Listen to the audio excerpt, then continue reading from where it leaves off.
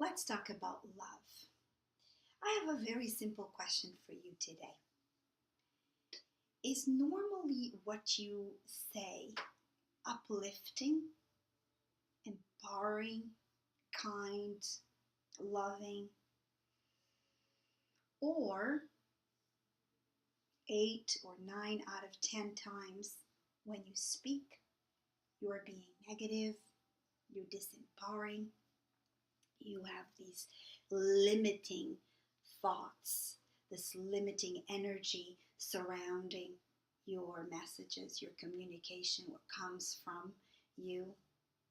Take a moment and think about the moments that you share with other people around you. What do you share? What do you have to share? Do you have a smile to share with strangers, with your friends and your family?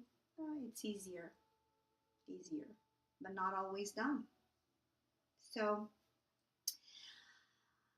I'm just dropping by today to encourage you to re-evaluate from a heart-centeredness. Evaluate, what are you thinking about most of the time?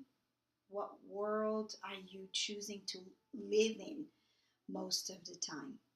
Are you stepping into this alignment of your mindset with your heart set so that you live your life mostly in inner peace and in bliss?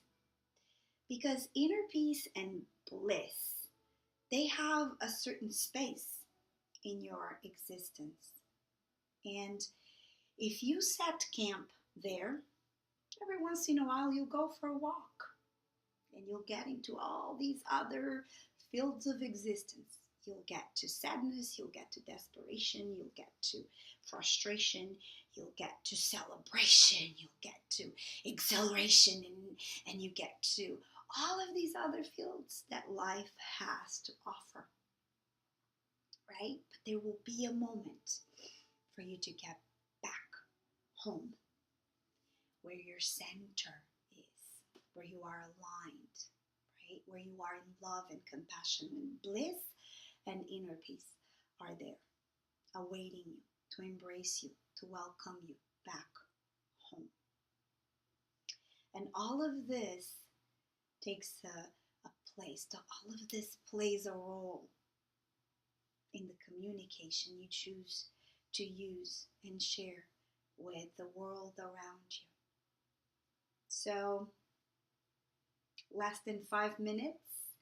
All I have to ask you today is to stop for a moment and think about, where have you been most of your time, and how do you communicate where you have been most of the time with people around you? If I were to go to the 10 closest people in your life and I asked, how is he or she usually? Uplifting, happy, loving, kind. And sometimes you're not going to be happy all the time, but most of the time, where does he or she is most of the time? Answer that question and see how you feel with the answer.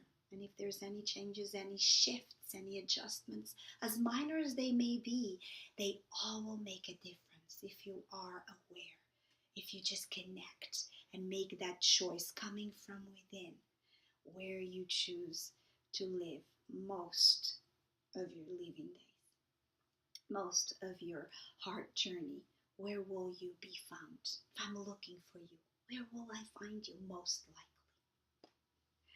likely? Let's talk about love. I'm Selma Patricia. Keep opening your heart, keep rising in love, and stay there. That is where the magic is. That's where who you are in your essence will become alive, right there in that field of being open-hearted and really high in love.